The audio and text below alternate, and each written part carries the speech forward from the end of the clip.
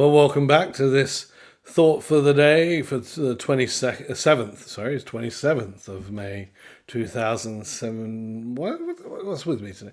2020. It's been 2020 for absolutely ages and I'm still stuffing up. But that's okay. Well, none of us are perfect, only God alone. And I'm going to read a little bit from St. Clare of Assisi today. I have the privilege on a Wednesday morning to pray with one of my parishioners, Valerie Smith. So shout out to Valerie.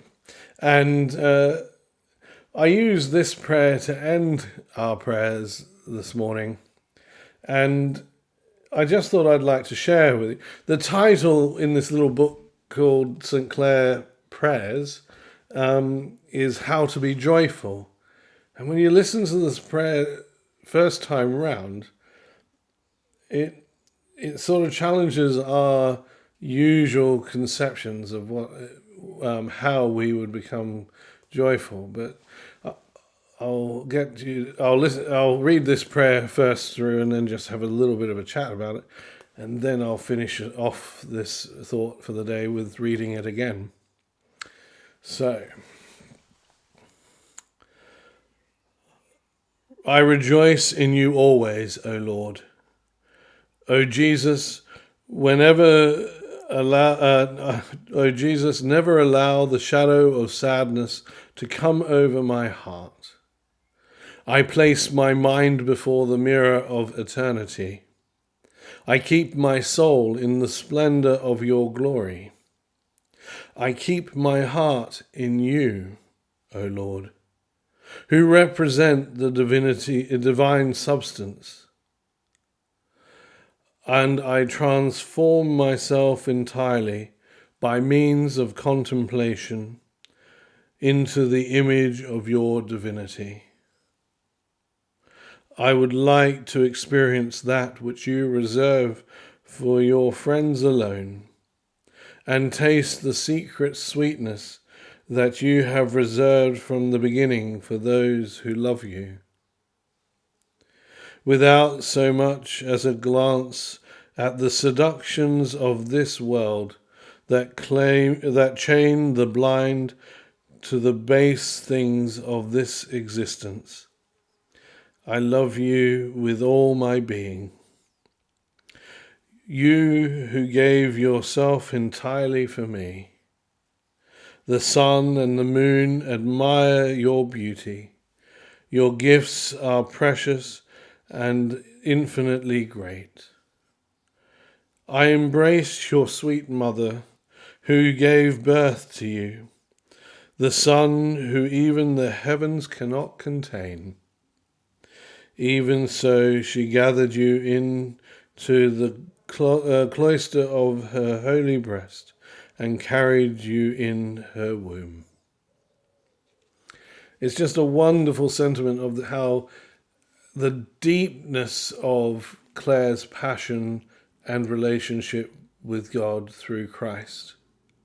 It's such a personal account, and the how to be joyful, this desire to be completely enveloped by Christ into the Godhead, into the Trinity, that invitation that Jesus has for us in John's Gospel to become one with him as he is one with God and in God the Father, and as he is one with God the Father, so too can we become one with God the Father.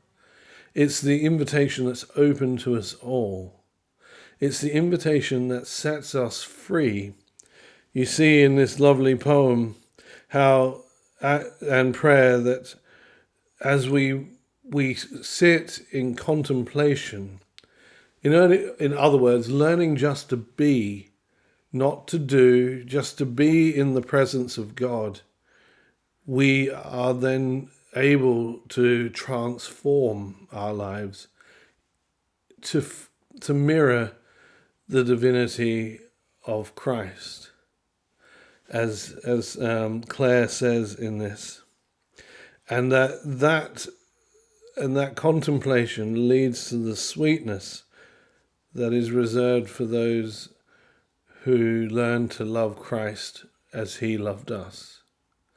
And that's open to all of us. The only difference between someone who's outside of Christ and those who are in isn't because we're outside or inside Christ at all.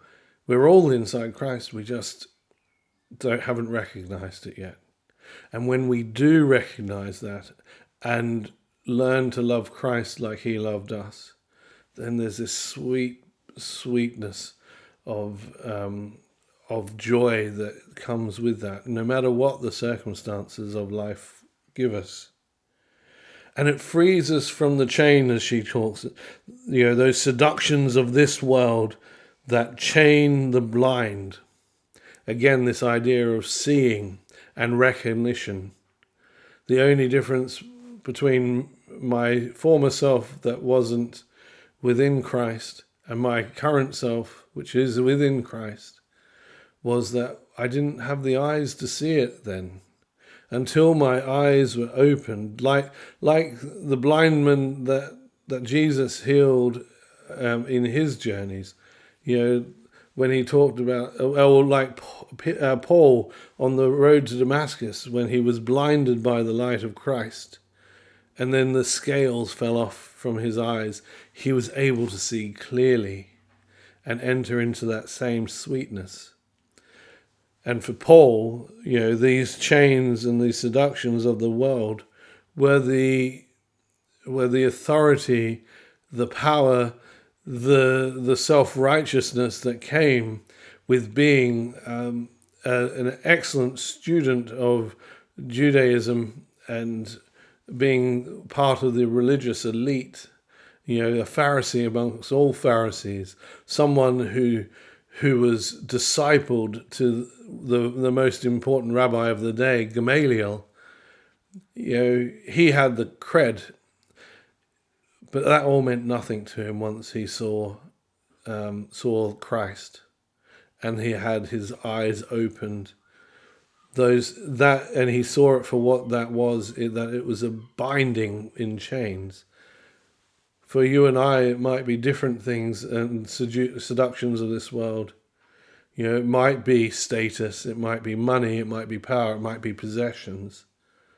When we get to see Christ and the love of Christ for us, and we then start to reciprocate that love as Clare did,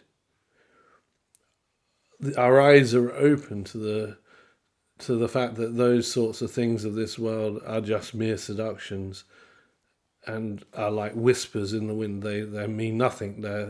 They have no substance, but they bind us like chains until we see that what the chains are that bind us. And it's being freed from those chains, those seductions of this world, that cause us to be able to experience the real joy, the true joy that St. Clare talks about. And then talking about that intimacy of a mother's embrace, just totally talking about the incarnation of the universal Christ, the very word that brought the world into being. And here we can have an intimate relationship with the embodied Christ, which is Jesus,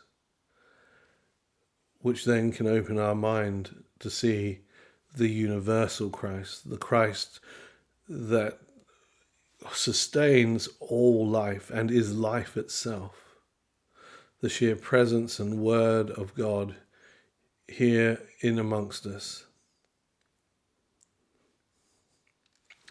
So I finish by reading Clare this prayer once more. I rejoice in you always, O Lord. O Christ, O Jesus, never allow the shadow of sadness to come over my heart. I place my mind before the mirror of eternity. I keep my soul in the splendor of your glory. I keep my heart in you, O Lord, who represent the divine substance, and I transform myself entirely by the means of contemplation into the image of your divinity. I would like to experience that which you reserved for your friends alone, and to taste the secret sweetness that you have reserved for those from the beginning, for those who love you.